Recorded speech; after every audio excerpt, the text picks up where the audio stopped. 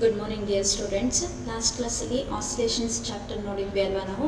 Next we will move to the chapter 15 waves. So waves ಅಂತ ಹೇಳಿದಾಗ usually ಎಲ್ಲ ಕೇಳಿರೋ ಅಂತಹದ್ದೇ ಒಂದು ವರ್ಡ್ ವೇವ್ಸ್ ಅಂತ ಹೇಳ್ಬಿಟ್ಟಲ್ವಾ.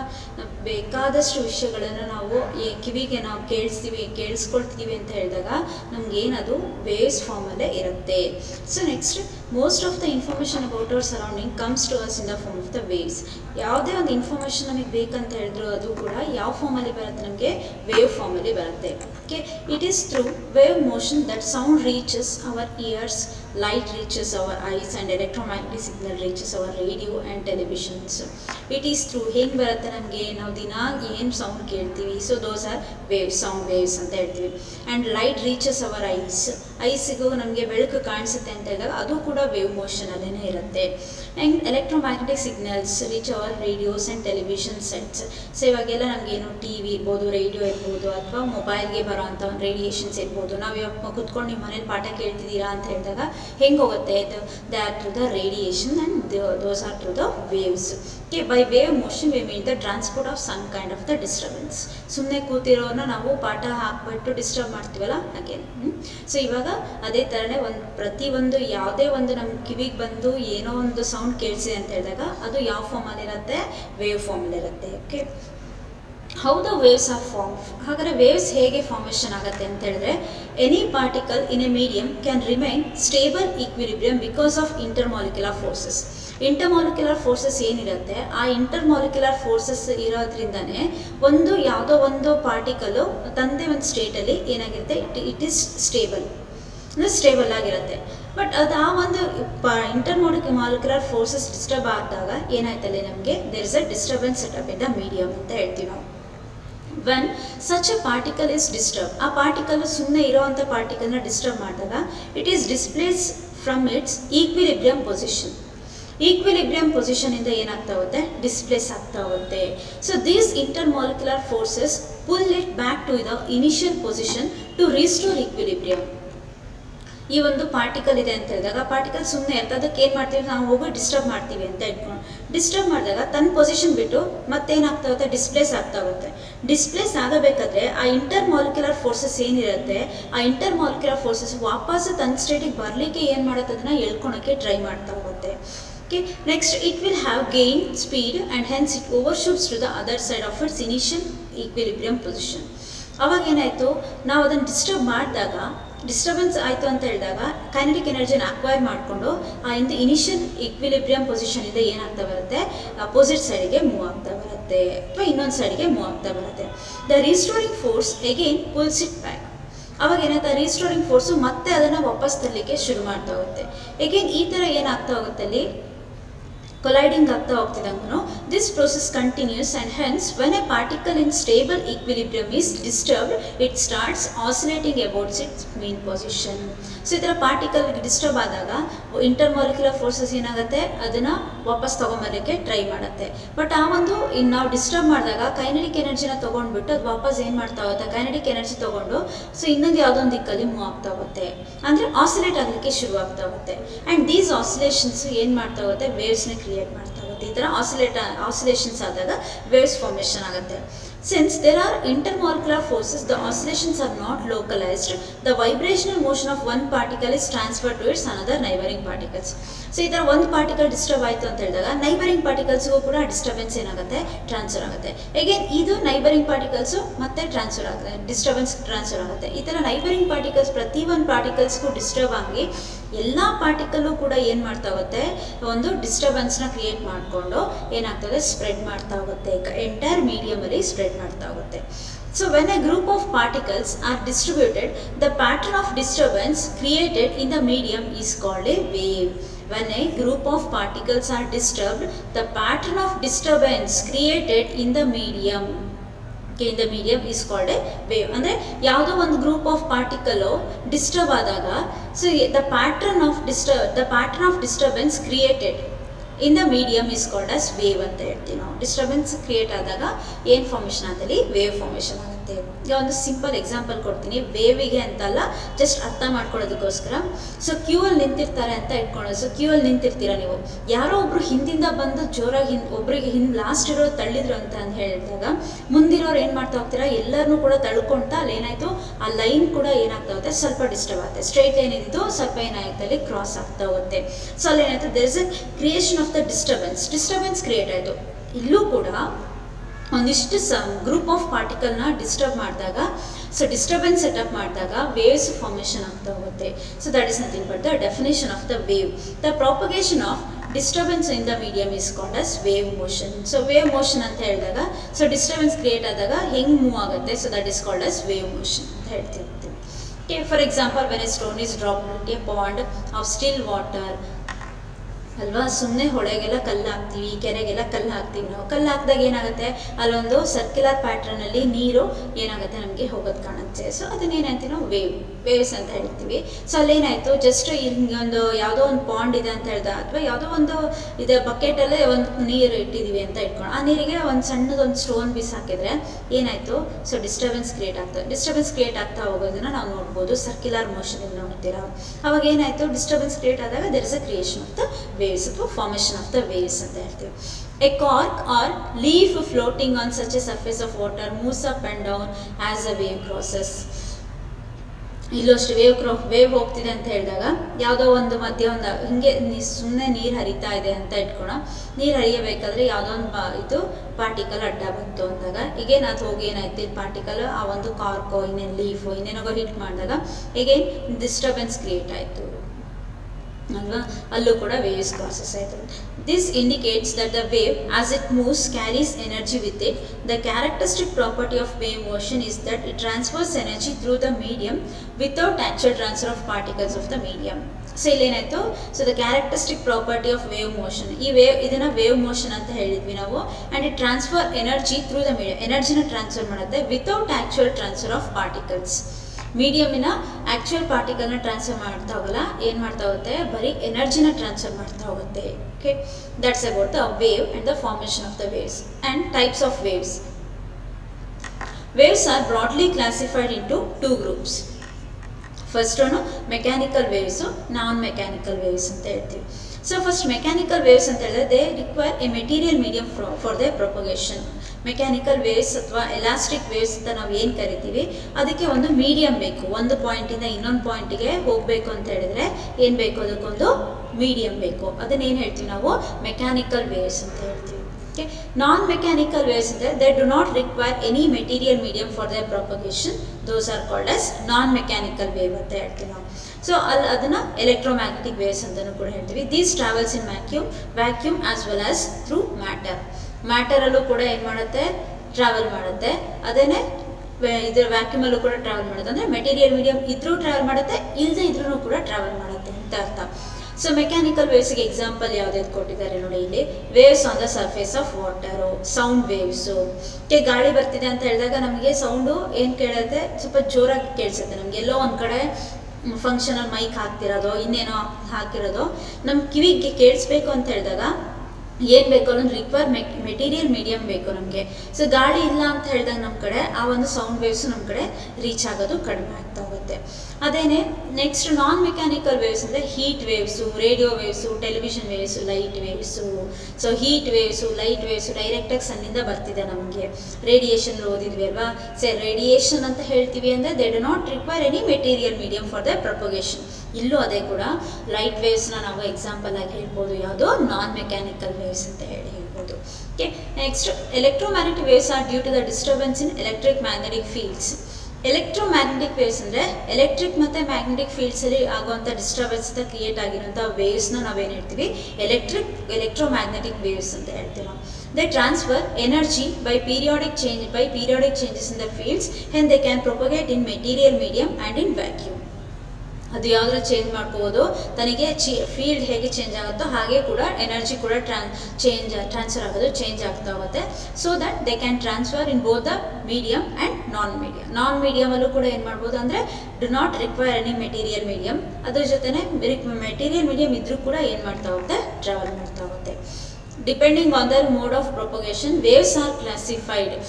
ಯಾವ ಥರ ಮೂವ್ ಆಗುತ್ತೆ. ಪ್ರೊಪಗೇಷನ್ ಅಂದರೆ ಯಾವ ಥರ ಪ್ರೊಪಗೇಟ್ ಆಗ್ತಿದೆ, ವೇವ್ಸು ಮೂವ್ ಆಗ್ತಿದೆ ಅನ್ನೋದ್ರ ಮೇಲೆ ವೇವ್ಸ್ನ 1 ಡೈಮೆನ್ಷನಲ್, 2 ಡೈಮೆನ್ಷನಲ್, 3 ಡೈಮೆನ್ಷನಲ್ ಅಂತ ಹೇಳ್ಬಿಟ್ಟು ಏನು ಮಾಡ್ತಾರೆ, ಕ್ಲಾಸಿಫೈ ಮಾಡ್ತಾ ಹೋಗ್ತೀವಿ ನಾವು. 1 ಡೈಮೆನ್ಷನ್ ಅಂತ ಹೇಳಿದರೆ waves travelling along a straight line or 1 dimensional waves. Waves travelling along a straight line or 1 dimensional waves. So ಹೀಗೆ ಯಾವುದೋ ಒಂದೇ ಸ್ಟ್ರೈಟ್ ಲೈನಲ್ಲಿ ಹೀಗೆ ವೇವ್ ಹೋಗ್ತಿದೆ ಅಂತ ಹೇಳಿದಾಗ ಅದೇನೇ ಏನು ಹೇಳ್ತೀವಿ ನಾವು, 1 ಡೈಮೆನ್ಷನಲ್ ಅಂತ ಹೇಳ್ತೀವಿ. ವೇವ್ಸ್ ಅಂದರೆ ಸ್ಟ್ರೆಚ್ಡ್ ಸ್ಟ್ರಿಂಗ್. ಒಂದು ಸ್ಟ್ರಿಂಗನ್ನು ಎಳ್ದುಬಿಟ್ಟು ಬಿಟ್ಟರೆ ಏನಾಯಿತು, ಅಲ್ಲಿ ಯಾವುದು 1 ಡೈಮೆನ್ಷನ್ ವೇವ್ ಏನಾಗುತ್ತೆ ಬರುತ್ತೆ ನಮಗೆ. 2 ಡೈಮೆನ್ಷನ್ ವೇವ್ಸ್ ಅಂದರೆ waves travelling in a plane are 2 dimensional waves. So 2 dimensional waves ಅಂದರೆ waves travelling in a plane ಅಂದರೆ ಇವಾಗ ಎಕ್ಸಾಂಪಲ್ ಯಾವುದು, ripples on the surface of water. ಒಂದು ಸ್ಟೋನ್ನ ನಾವು ಕೆರೆಗೆ ನೋಡಿದ್ರೆ ಏನಾಯಿತು, ರಿಪ್ಪಲ್ ಆಯಿತು. ಇಲ್ಲೂ ಏನಾಯಿತು, ಈ ಆಕ್ಸಿಸಲ್ಲೂ ಹೋಗ್ತಿದೆ, ನೆಕ್ಸ್ಟ್ ಹಿಂಗೂ ಹೋಗ್ತಿದೆ, ಹೋಗ್ತಿದೆ. ಈ ಥರ ಏನಾಯಿತು, ರಿಪಲ್ಸ್ ಕ್ರಿಯೇಟ್ ಆಯಿತು ಅಂತ ಹೇಳಿದಾಗ ಹಿಂಗೂ ಹೋಗುತ್ತೆ, ಹಿಂಗೂ ಹೋಗುತ್ತೆ, 2 ಆಕ್ಸಿಸಲ್ಲೂ ಹೋಯಿತು ಅಂತ ಹೇಳಿದಾಗ 2 ಡೈಮೆನ್ಷನಲ್ ವೇವ್ ಅಂತ ಹೇಳ್ತೀವಿ. 3 dimension waves travelling in space are 3 dimensional. Sound waves, light waves ಅಂತ ಹೇಳ್ತೀವಿ. ಸ್ಪೇಸ್ ಅಂದರೆ so ear waves travelling in space. ಎಲ್ಲೋ ಕೇಳ್ತಿರೋವಂಥ ಸೌಂಡು ನಮಗೆ ಎಲ್ಲ ಕಡೆನೂ ಕೂಡ ಕೇಳಿಸುತ್ತೆ ಅಲ್ವಾ. ನಮಗೆ ಎಲ್ಲೋ ಒಂದು ಕಡೆ ಮೈಕಲ್ಲಿ ಮಾತಾಡ್ತಿರೋದು ಎಷ್ಟೋ ದೂರದವರೆಗೆ ಕೇಳುತ್ತೆ. ಸೊ ಅದು ಒಂದೇ ಪ್ಲೇನಲ್ಲಿ ಹೋಗುತ್ತೆ ಅಂತ ಇಲ್ಲ, ಎಷ್ಟು ಪ್ಲೇನಲ್ಲಿ ಬೇಕಾದ್ರೂ ಹೋಗ್ಬೋದು. ಯಾಕಂತ ಹೇಳಿದ್ರೆ so it travel through the space. ಅದನ್ನು ನಾವೇನು ಹೇಳ್ತೀವಿ, 3 ಡೈಮೆನ್ಷನಲ್ ವೇವ್ಸ್ ಅಂತ ಹೇಳ್ತೀವಿ. Okay, generally mechanical waves are classified in terms of the way in which the motion of particles in the medium is related to the direction of propagation of the waves as longitudinal and transverse waves. Okay. Again ಮತ್ತೆ ವೇವ್ಸ್ನ ಮತ್ತೆ different types of ಏನು ಮಾಡ್ತಾರೆ, classify ಮಾಡಿದ್ದಾರೆ. So ಯಾವ್ದು wave ಅಂತ ಹೇಳಿದ್ರೆ longitudinal wave ಮತ್ತು transverse wave ಅಂತ ಹೇಳ್ತೀವಿ ನಾವು. ಸೊ ಲಾಂಗಿಟ್ಯೂಡನಲ್ ವೇವ್ ಅಂತ ಹೇಳಿದ್ರೆ if the particles of the medium vibrate along the direction of propagation of the wave is called longitudinal wave ಅಂತ ಹೇಳ್ತೀವಿ. If the particles of the medium vibrate along the direction of the propagation. So ಈಗ ವೇವಿನ particle, ಈ wave ಹಿಂಗೆ ಹೋಗ್ತಿದೆ ಅಂತ ಹೇಳಿದಾಗ, wave ಹಿಂಗೆ ಹೋಗ್ತಿದೆ ಅಂದರೆ ಪಾರ್ಟಿಕಲ್ ಮೂಮೆಂಟ್ ಕೂಡ ಏನಾಗಿರಬೇಕು, ಹೀಗೇನೆ ಇರಬೇಕು. ಪಾರ್ಟಿಕಲ್ ಮೂಮೆಂಟು ಕೂಡ ಹೀಗೆ ಇರಬೇಕು. ಅದನ್ನು ನಾವೇನು ಹೇಳ್ತೀವಿ, ಲಾಂಗಿಟ್ಯೂಡನಲ್ ವೇವ್ ಅಂತ ಹೇಳ್ತೀವಿ ನಾವು. ಎಕ್ಸಾಂಪಲ್ ಯಾವುದ್ಯಾವುದು, waves along a spiral spring. Spiral ಸ್ಪ್ರಿಂಗಲ್ಲಿ ಆಗುವಂಥ ವೇವ್ನ ನಾವೇನು ಹೇಳ್ತೀವಿ, ಲಾಂಗಿಟ್ಯೂಡನಲ್ ವೇವ್ ಅಂತ ಹೇಳ್ತೀವಿ. When a spiral spring is compressed and released, longitudinal waves are produced ಅಂತ ಹೇಳ್ತೀವಿ ನಾವು. ಓಕೆ, ಲಾಂಗಿಟ್ಯೂಡನಲ್ ವೇವ್ಸು ಬರುತ್ತೆ ಯಾವುದನ್ನ, ಸ್ಪೈರಲ್ ಸ್ಪ್ರಿಂಗನ್ನು ಕಂಪ್ರೆಸ್ ಮಾಡಿ ರಿಲೀಸ್ ಮಾಡಿದಾಗ. Next sound wave is an example of longitudinal wave motion. Sound wave ಕೂಡ ನಮಗೇನು ಲಾಂಗಿಟ್ಯೂಡನಲ್ ವೇವ್ ಅಂತ ಹೇಳ್ತಾ ಹೋಗ್ತೀವಿ ನಾವು. Next longitudinal wave motion travels in the form of compression and rarefactions. They propagate in solids, liquids and gases. Compression and rarefactions ಅಂತ ಹೇಳಿದರೆ ಈ diagram ನೋಡಿ, ಇಲ್ಲಿ ಏನಾಯ್ತು, ಇಲ್ಲಿ ಈ ಒಂದು ಡಯಾಗ್ರಾಮು ಲೈನ್ಸ್ ಏನು ಬರೆದಿದೆ, ಹತ್ತಿರ ಬರೆದಿದ್ದಾರೆ. ನೆಕ್ಸ್ಟ್ ಆರ್ ಅನ್ನೋ ಇದರಲ್ಲಿ ಏನು ಮಾಡಿ ದೂರ ಬರೆದಿರೋದು. ಈಗೇನು ಮತ್ತೆ ಹತ್ತಿರ ದೂರ. ಇದನ್ನು ಕಂಪ್ರೆಷನು, ರೇರ್ ಫ್ರಾಕ್ಷನ್ಸ್ ಅಂತ ಹೇಳ್ತೀವಿ. ಕಂಪ್ರೆಷನ್ಸ್ ಆ್ಯಂಡ್ ರೇರ್ ಫ್ರಾಕ್ಷನ್ಸ್ ಅಂತ ಹೇಳಿ ಲಾಂಗಿಟ್ಯೂಡನಲ್ಲಿ ನಾವು ಕಂಪ್ರೆಷನ್ಸ್ ಮತ್ತು ರೇರ್ ಫ್ರಾಕ್ಷನ್ಸನ್ನು ನೋಡ್ತಾ ಹೋಗ್ತೀವಿ. ಸೊ ಇವೆಲ್ಲ ಯಾವ್ದ್ರಲ್ಲಿ ನೋಡ್ಬೋದು ನಾವು, ಸೌಂಡ್ ವೇವ್ಸ್ ಇರ್ಬೋದು, ಅಥವಾ ವೇವ್ಸ್ ಅಂದರೆ ಸ್ಟ್ರೆಚೆಡ್ ಸ್ಟ್ರಿಂಗಲ್ಲಿ ಬರೋಂಥ ವೇವ್ಸ್ ಇರ್ಬೋದು. ಇವನ್ನೆಲ್ಲ ನಾವೇನು ಹೇಳ್ತೀವಿ, ಲಾಂಗಿಟ್ಯೂಡನಲ್ ವೇವ್ಸ್ ಅಂತ ಹೇಳ್ತೀವಿ. ಲಾಂಗಿಟ್ಯೂಡನಲ್ ವೇವ್ಸ್ ಅಂತ ಹೇಳಿದ್ರೆ ಯಾವ ಕಡೆ ವೇವ್ ಹೋಗ್ತಿರತ್ತೋ ಅದ್ರ ಪಾರ್ಟಿಕಲ್ಲು ಕೂಡ ಅದ್ರ ಕಡೆನೇ ಹೋಗ್ತಾ ಇರಬೇಕು. ಅವಾಗ ನಾವೇನು ಹೇಳ್ತೀವಿ, ಲಾಂಗಿಟ್ಯೂಡನಲ್ ವೇವ್ ಅಂತ ಹೇಳ್ತಾ ಹೋಗ್ತೀವಿ. Okay, next transverse wave. Transverse wave means if the particles of the medium of vibrate at right angles to the direction of the propagation of the wave is called transverse wave.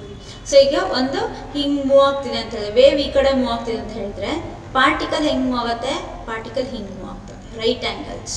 So wave ಹಿಂಗೆ ಹೋಗ್ತಿದೆ ಅಂತ ಹೇಳಿದ್ರೆ particle ಏನಾಯ್ತದೆ, ಹಿಂಗೆ right angles to the propagation of the wave is called as transverse wave ಅಂತ ಹೇಳ್ತಾ ಹೋಗ್ತೀವಿ.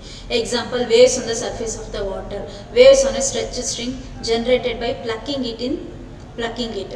So ಈಗ ಒಂದು ಸ್ಟ್ರೆಚ್ಡ್ ಸ್ಟ್ರಿಂಗಲ್ಲಿ ಜಸ್ಟ್ ನಾವು ಒಂದು ಸ್ಟ್ರಿಂಗ್ ಇದೆ, ಆ ಸ್ಟ್ರಿಂಗನ್ನು ಏನು ಮಾಡಿದ್ದೀವಿ, ಹಿಂಗೆ ಎಳ್ದು ಬಿಟ್ಟಿದ್ದೀವಿ ಅಂತ ಹೇಳಿದಾಗ ಲಾಂಗಿಟ್ಯೂಡನಲ್ ವೇವ್ಸ್ ಪ್ರೊಡ್ಯೂಸ್ ಆಯಿತು. ಅದನ್ನು ಜಸ್ಟ್ ಈ ಕಡೆ ಸ್ಪ್ರಿಂಗ್ ವೈಬ್ರೇಟ್ ಆಗ್ತಿರ್ಬೇಕಾದ್ರೆ ಒಂಚೂರು ಕೈಯಿಂದ ಹಿಂಗೆ ಹೇಳಿದ್ರೆ ಟ್ರಾನ್ಸ್ವರ್ಸ್ ವೇವ್ಸ್ ಆಯ್ತದೆ. Okay, next example light waves ಕೂಡ ಟ್ರಾನ್ಸ್ವರ್ಸ್ ವೇವ್ಸ್ ಅಂತ ಹೇಳ್ತಾ ಹೋಗ್ತೀವಿ. So transverse wave motion travels in the form of crust and troughs ಅಂತ ಹೇಳ್ತೀವಿ. ಸೊ ಇದನ್ನು ಕ್ರಸ್ಟ್ ಅಂತ ಹೇಳ್ತೀವಿ, ಇದನ್ನು ಟ್ರಫ್ ಅಂತ ಹೇಳ್ತೀವಿ. ಸೊ ಹಿಂಗೆ ಬಂದರೆ ಕ್ರಸ್ಟು, ಹೀಗೆ ಬಂದರೆ trough, again crest trough. Crest trough ಬರೋದು ಯಾವುದರಲ್ಲಿ ಟ್ರಾನ್ಸ್ವರ್ಸ್ ವೇವ್ಸಲ್ಲಿ ಬರುತ್ತೆ. ಕಂಪ್ರೆಷನ್ಸ್ ಆ್ಯಂಡ್ ರೇರ್ ಫ್ರಾಕ್ಷನ್ಸ್ ಬರೋದು ಯಾವುದರಲ್ಲಿ ಲಾಂಗಿಟ್ಯೂಡನಲ್ ವೇವ್ಸಲ್ಲಿ ಬರುತ್ತೆ. Okay, the transverse wave motion travels in the form of crusts and troughs. They propagate in solids and liquid but not in gaseous medium. Gaseous ಮೀಡಿಯಮಲ್ಲಿ propagate ಆಗಲ್ಲ ಯಾವುದು transverse waves, ಬರೀ solid ಮತ್ತು liquid. But longitudinal waves ಯಾವುದ್ರಲ್ಲಾಗುತ್ತೆ solid, liquid, gases ಮೂರಲ್ಲೂ ಕೂಡ propagate ಆಗುತ್ತೆ. Next note here, for the propagation of transverse wave the medium must have rigidity. Since gas does not have a rigidity, transverse waves cannot be established in gas ಅಲ್ವಾ. So gas molecules they are although freely bound ಅಂತ ಹೇಳಿದಾಗ rigidity ಬರೋದೇ ಇಲ್ಲ ಅಲ್ಲಿ. Transverse waves cannot be established in the gas. So in case of liquids and transverse waves cannot be formed in the interior, but they can be formed on the surface only. So liquids ಅಲ್ಲಿ ಒಳಗಡೆ ಹೋಗ್ಬಿಟ್ಟು create ಮಾಡಲಿಕ್ಕೆ ಆಗಲ್ಲ transverse wave, surface ಮೇಲೆ ಮಾತ್ರ create ಮಾಡಲಿಕ್ಕೆ ಸಾಧ್ಯ. Okay, surface tension provides some rigidity. Light waves are not mechanical waves, but they are electromagnetic waves where in the vibrations in electric and magnetic fields are at right angles to the direction of propagation. Therefore, light waves are transverse waves ಅಂತ ಹೇಳ್ತೀವಿ ನಾವು. Okay, light ವೇವ್ಸ್ನ ನಾವು not mechanical waves ಅಂತ ಹೇಳ್ತೀವಿ. ಯಾಕಂದರೆ they are electromagnetic waves. Electromagnetic ವೇವ್ಸ್ನ electric field ಹಿಂಗೆ ಬರ್ತಿದ್ರೆ ನೆಕ್ಸ್ಟ್ ಮ್ಯಾಗ್ನೆಟಿಕ್ ಫೀಲ್ಡ್ ಏನಾಗುತ್ತೆ ಹೀಗೆ ಟ್ರಾವೆಲ್ ಆಗ್ತಿರುತ್ತೆ. ಸೊ ದಟ್ ಅಲ್ಲೇನಾಯಿತು ಎಲೆಕ್ಟ್ರಿಕ್ ಫೀಲ್ಡ್ ಮತ್ತು magnetic field they are right angles to the direction of propagation. ಈ ಥರ ಒಂದು ವೇವ್ ಮೋಷನ್ ಇದೆ ಅಂತ ಹೇಳಿದಾಗ ರೈಟ್ ಆ್ಯಂಗಲ್ ಆಗಿ ಏನಾಗ್ತಾ ಹೋಗುತ್ತೆ ಪ್ರೊಪೊಗೇಟ್ ಆಗ್ತಾ ಹೋಗುತ್ತೆ. ನೆಕ್ಸ್ಟ್ ಕಂಪ್ಯಾರಿಷನ್ ಇದೆ ಇಲ್ಲಿ ಯಾವುದು ಇವಾಗ ಏನು ಓದಿದ್ವಿ ಅದ್ರದ್ದು ಕಂಪ್ಯಾರಿಷನ್ ನೋಡೋಣ. Comparison of longitudinal and transverse waves ಅಂತ ಹೇಳ್ತೀವಿ. So longitudinal waves particles R along the direction of the propagation of the wave ಅಲ್ವಾ. ಸೊ ಡೈರೆಕ್ಷನ್ ವೇವ್ ಮೋಷನ್ ಯಾವ ಕಡೆ ಇರುತ್ತೋ ಅದರ ಕಡೆನೇ ಪಾರ್ಟಿಕಲ್ನ ಡೈರೆಕ್ಷನ್ ಕೂಡ ಇರಬೇಕು. ಅದನ್ನೇನು ಹೇಳ್ತೀವಿ ನಾವು ಲಾಂಗಿಟ್ಯೂಡನಲ್ ವೇವ್ ಅಂತ ಹೇಳ್ತೀವಿ. ಇಲ್ಲಿ particles vibrations are right angles to the direction of the propagation of the wave. So right angles ಆಗಿ ಏನಾಗ್ತಾ ಹೋಗುತ್ತೆ ಪಾರ್ಟಿಕಲ್ಸು ಪ್ರೊಪೊಗೇಟ್ ಆಗ್ತಾ ಹೋಗುತ್ತೆ. They consist of rarefactions and compressions ಅಲ್ವಾ. ರೇರ್ ಫ್ರಾಕ್ಷನ್ಸ್ ಮತ್ತು ಕಂಪ್ರೆಷನ್ಸ್ ಅಂತ ಹೇಳ್ತೀವಿ. ಸೊ ಕಂಪ್ರೆಷನ್ ಅಂತ ಹೇಳಿದ್ರೆ ಈ ಥರ ಬ್ಯಾಂಡು ತುಂಬ ಹತ್ತಿರ ಬಂದಿರೋದು. ರೇರ್ ಫ್ರಾಕ್ಷನ್ ಅಂತ ಹೇಳಿದ್ರೆ ಹಿಂಗೆ ದೂರ ಬಂದಿದೆ. ಎಗೇನ್ ಮತ್ತೆ ಕಂಪ್ರೆಷನ್ ಅಂದರೆ ಮತ್ತೆ ಇನ್ನೂ ಹತ್ತಿರ ಬಂದಿರೋ ಬ್ಯಾಂಡ್. ಎಗೇನ್ ಮತ್ತೆ ರೇರ್ ಫ್ರಾಕ್ಷನ್ ಈ ಥರ. ಇಟ್ ಕನ್ಸಿಸ್ಟ್ ಆಫ್ ಕ್ರಸ್ಟ್ ಮತ್ತು trough. They cannot be polarised. They can be polarised. Okay, ಲೈಟಿನ ಪ್ರಾಪರ್ಟಿ ಪೋಲರೈಸೇಷನ್ ಅಂತ ಹೇಳ್ತೀವಲ್ವ ಅದೇನೆ. They can propagate in solid, liquid and gas. So gas, liquid, solid ಮೂರಲ್ಲೂ ಕೂಡ ಏನಾಗುತ್ತೆ ಪ್ರೊಪೊಗೇಟ್ ಆಗುತ್ತೆ. ಇದೇನಾಗುತ್ತೆ ಸಾಲಿಡಲ್ಲಿ ಪ್ರೊಪೊಗೇಟ್ ಆಗುತ್ತೆ, ಬಟ್ ಲಿಕ್ವಿಡ್ ಇಂಟೀರಿಯರ್ ಅಲ್ಲ, surface of the liquid, but not in gas. ಗ್ಯಾಸಲ್ಲಿ ಪ್ರೊಪೊಗೇಟ್ ಆಗೋದೇ ಇಲ್ಲ. Velocity of longitudinal waves depends on elastic properties and density. Elastic properties and density ಅಂತ ಹೇಳ್ತೀವಿ. And velocity of transverse wave depends on tension and linear density. ಇದು elastic property ಮೇಲೆ depend ಆಗಿರುತ್ತೆ, density ಮೇಲೆ depend ಆಗಿರುತ್ತೆ. ಇದು ಡಿಪೆಂಡ್ಸ್ ಆನ್ ದ ಟೆನ್ಷನ್ ಮತ್ತು linear density ಮೇಲೆ ಡಿಪೆಂಡ್ ಆಗಿರುತ್ತೆ. Next some definitions in connection with the waves. ವೇವ್ಸಿಗೆ ಸಂಬಂಧಪಟ್ಟಂಗೆ ಒಂದಿಷ್ಟು ಡೆಫಿನೇಷನ್ಸ್ನ ನಾವು ಓದಬೇಕಾಗತ್ತೆ ನೆಕ್ಸ್ಟ್. ಯಾಕಂದರೆ ನೆಕ್ಸ್ಟ್ ಇರೋ ಕಾನ್ಸೆಪ್ಟ್ಸ್ನ ಅರ್ಥ ಮಾಡ್ಕೊಳಕ್ಕೆ. ವೇವ್ ಆಂಪ್ಲಿಟ್ಯೂಡ್ ಅಂತ ಹೇಳ್ತೀವಿ ನಾವು. ಸೊ ಆಲ್ರೆಡಿ ನಾವು ಆಂಪ್ಲಿಟ್ಯೂಡ್ ಅಂತ ಓದಿದ್ವಿ ಅಲ್ವಾ. ಆಸಿಲೇಷನ್ಸಲ್ಲಿ ಆಂಪ್ಲಿಟ್ಯೂಡ್ ಓದಿದ್ವಿ ನಾವು. ಅದಕ್ಕೊಂದು ಯಾವುದು ನಾವು ಏನು ಹೇಳಿದ್ವಿ ದ ಹೈಯೆಸ್ಟ್ ಡಿಸ್ಪ್ಲೇಸ್ಮೆಂಟ್ ಅಥವಾ ಮ್ಯಾಕ್ಸಿಮಮ್ ಡಿಸ್ಪ್ಲೇಸ್ಮೆಂಟ್ ಅಂತ ಓದಿದ್ವಿ ಅಲ್ವಾ. ಅದನ್ನು ಏನು ಹೇಳ್ತೀವಿ ನಾವು ಆಂಪ್ಲಿಟ್ಯೂಡ್ ಅಂತ ಹೇಳಿ. ಇಲ್ಲೂ ಕೂಡ the maximum displacement of a particle from its mean position as a wave propagates through the medium is called amplitude of the wave ಅಂತ ಹೇಳ್ತೀವಿ ನಾವು. ಸೊ ಹಿಂಗೆ ಹೋಗ್ತಿದೆ ಅಂತ ಹೇಳಿದಾಗ so this is a amplitude ಅಂತ ಹೇಳ್ತೀವಿ, maximum displacement. And SI unit of amplitude is metre. ಮೀಟರಲ್ಲಿ ಏನು ಮಾಡ್ತೀವಿ ವೈ ಅಂತ ಹೇಳಿದಾಗ ನಾವು why it is metre always. So ಡಿಸ್ಪ್ಲೇಸ್ಮೆಂಟ್ನ ಯಾವಾಗಲೂ ಯಾವುದ್ರಲ್ಲಿ ಹೇಳ್ತೀವಿ ನಾವು ಮೀಟರ್ನೇ ಹೇಳ್ತೀವಿ. Next wavelength. The distance between any two consecutive particles of the medium which are in the same state of vibration ಅಥವಾ phase is called wavelength of the wave ಅಂತ ಹೇಳ್ತೀವಿ. So the distance between any two consecutive particles, it may be crust ಆಗಿರ್ಬೋದು ಅಥವಾ it may be trough ಆಗಿರ್ಬೋದು. So ಇಲ್ಲಿಂದ ಇದು ಕ್ರಸ್ಟು, ಟ್ರಫು ಅಂದರೆ ಇಲ್ಲಿಂದ ಇಲ್ಲಿಗಿರೋಂಥ ಒಂದು ಡಿಸ್ಟೆನ್ಸ್ನ ನಾವೇನು ಹೇಳ್ತೀವಿ ವೇವ್ ಲೆಂತ್ ಅಂತ ಹೇಳ್ತೀವಿ. ಅಥವಾ ಟ್ರಫ್ ಇರ್ಬೋದು, ಇಲ್ಲಿಂದ ಇಲ್ಲಿಗಿರೋಂಥ ಡಿಸ್ಟೆನ್ಸ್ನ ನಾವೇನು ಹೇಳ್ತೀವಿ ಟ್ರಫ್ ಆಗಿರೋಂಥ ಡಿಸ್ಟೆನ್ಸ್ನ ವೇವ್ ಲೆಂತ್ ಅಂತ ಹೇಳ್ತೀವಿ ನಾವು. In a transverse wavelength is the distance between the two consecutive crust or two consecutive troughs. ಅದೇ in a longitudinal wavelength is the distance between centre of two consecutive compressions or rarefactions ಅಂತ ಹೇಳ್ತೀವಿ. So ಹೀಗೆ ಯಾವುದು rare fractions ಬರಿತೀವಿ ಅಥವಾ compression ಬರಿತೀವಿ ಅಂತ ಹೇಳಿದ್ರೆ, ಸೊ ಕಂಪ್ರೆಷನ್ ಮತ್ತು ರೇರ್ ಫ್ರಾಕ್ಷನ್ ಮಧ್ಯ ಸೆಂಟರಲ್ಲಿ ಏನು ಬರುತ್ತೆ ಅದನ್ನು ನಾವೇನಂತ ಹೇಳ್ತೀವಿ,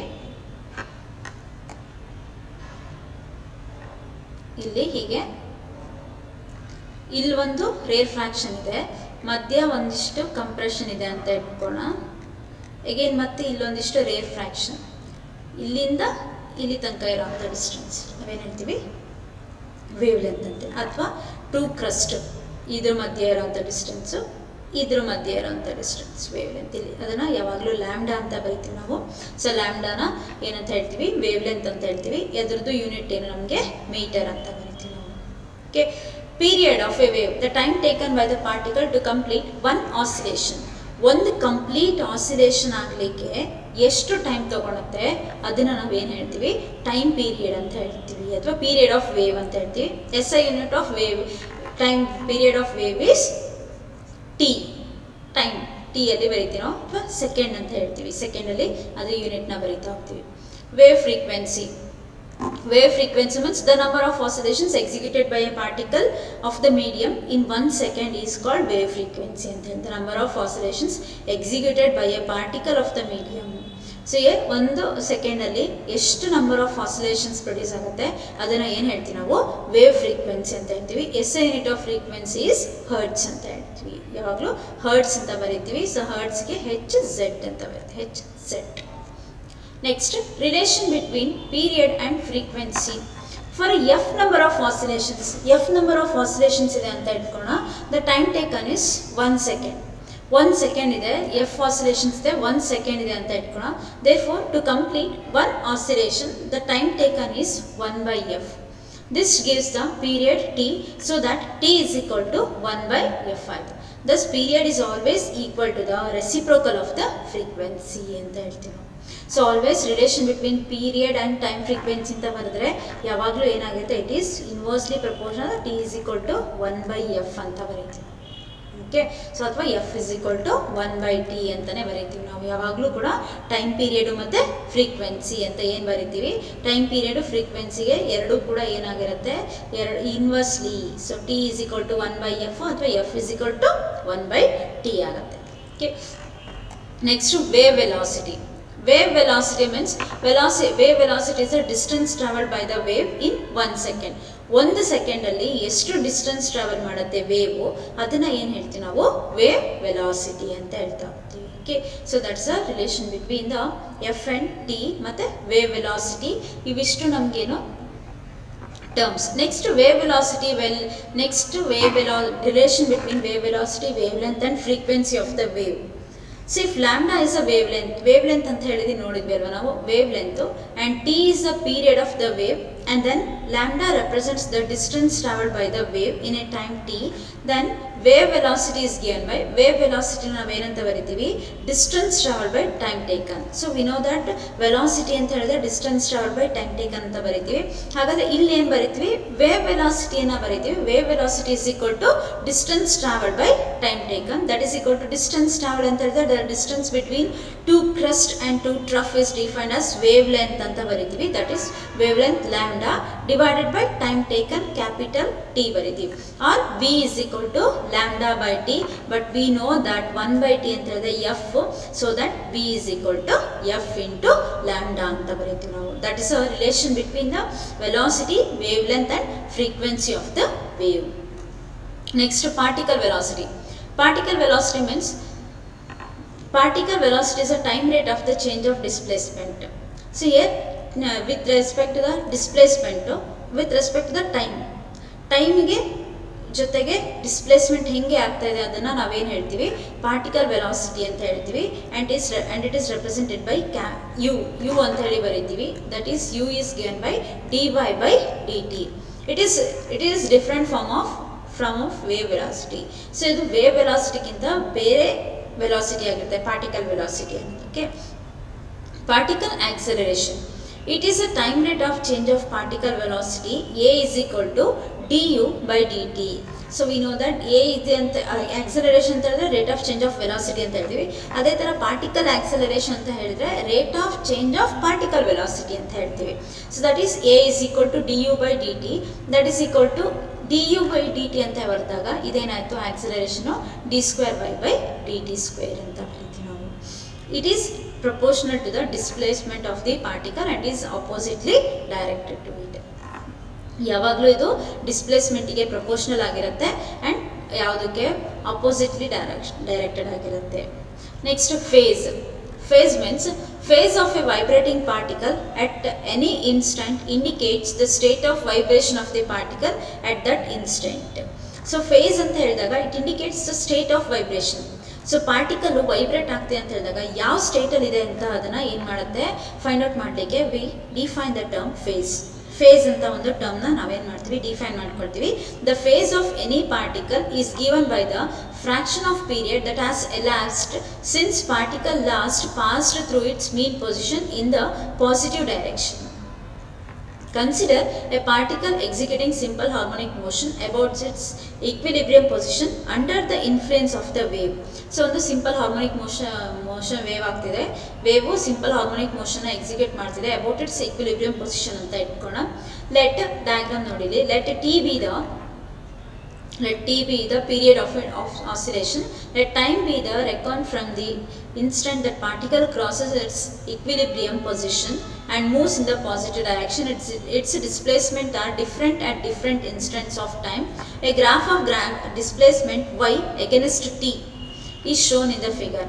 In the figure, t is equal to 0 represents the phase at 0.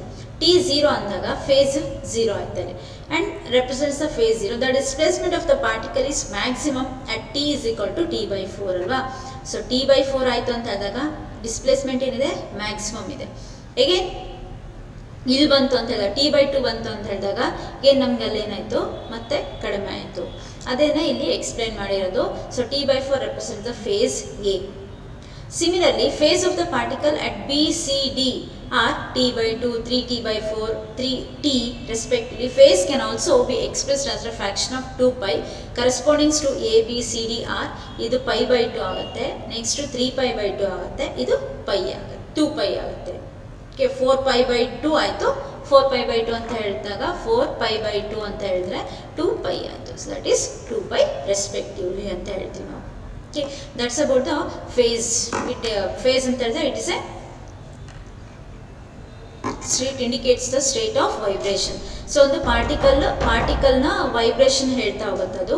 So ಅದನ್ನು ನಾವೇನು ಹೇಳ್ತೀವಿ ಫೇಸ್ ಅಂತ ಹೇಳ್ತಾ ಹೋಗ್ತೀವಿ. Next phase difference. Phase difference means as the wave propagates through medium different particles are disturbed at different instant of time. When two particles in a medium are in different states of vibration, a phase difference is said to exist between them ಅಂತ ಹೇಳ್ತೀವಿ. As the wave propagates through a medium, ಒಂದು wave medium ಅಲ್ಲಿ propagate ಆಗ್ತದೆ ಅಂತ ಹೇಳಿದಾಗ different particles R disturb at different instant of time ಅಂತ ಹೇಳ್ತೀವಿ. When two particles in a medium are in different states vibration, a phase difference is said to be existed. So ಇದನ್ನ phase difference, ಒಂದು particle ಇನ್ನೊಂದು particle ಇದ್ದಾಗ wave propagates to a medium different particles are disturbed at different instant of time. When two particles in a medium are in different states, ಬೇರೆ ಬೇರೆ ಸ್ಟೇಟಲ್ಲಿ ಇದೆ ಅಂತ ಹೇಳಿದಾಗ ಆ ವೈಬ್ರೇಷನ್ ಫೇಸ್ ಡಿಫ್ರೆನ್ಸು ಎಕ್ಸಿಸ್ಟೆನ್ಸಲ್ಲಿ ಆಗುತ್ತೆ. ಸೊ ಇನ್ನು ಉಳ್ಕೆದು ನೆಕ್ಸ್ಟ್ ಕ್ಲಾಸಲ್ಲಿ ಕಂಟಿನ್ಯೂ ಮಾಡೋಣ. Okay, thank you.